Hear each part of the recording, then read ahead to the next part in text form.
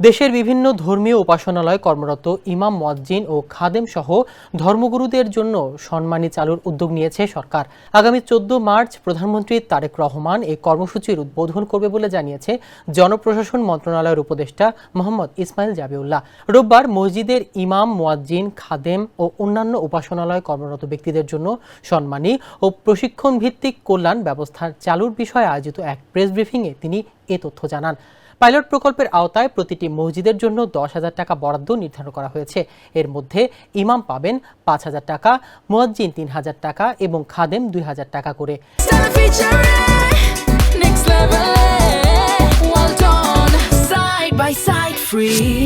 একইভাবে প্রতিটি মন্দিরের জন্য 8,000 টাকা বরাদ্দ থাকবে, যেখানে পুরোহিত পাবে 5,000 টাকা এবং সেবাই 3,000 টাকা। বৌদ্ধ বিহারের জন্য 8,000 টাকা নির্ধারণ করা হয়েছে। এতে বিহার অধ্যক্ষ 5,000 টাকা ও উপাধ্যক্ষ 3,000 টাকা পাবেন। খ্রিস্টান চার্চের ক্ষেত্রেও একইভাবে পালক ও যাজক পাবেন 5,000 টাকা এবং সহকারী পালক বা যাজক পাবেন 3,000 টাকা।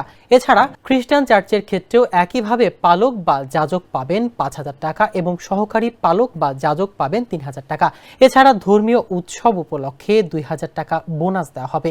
তবে বিভিন্ন ক্ষেত্রে অনুদানপ্রাপ্ত উপাসনালয়গুলো এই সুবিধার বাইরে থাকবে। চলতি অর্থ বছরের মার্চ থেকে জুন পর্যন্ত এই কর্মসূচি বাস্তবায়নে ব্যয় হবে প্রায় 27 কোটি 57 লক্ষ টাকা। জানা গেছে, এ সম্মানের অর্থ ব্যাংকের মাধ্যমে বিতরণ করা হবে।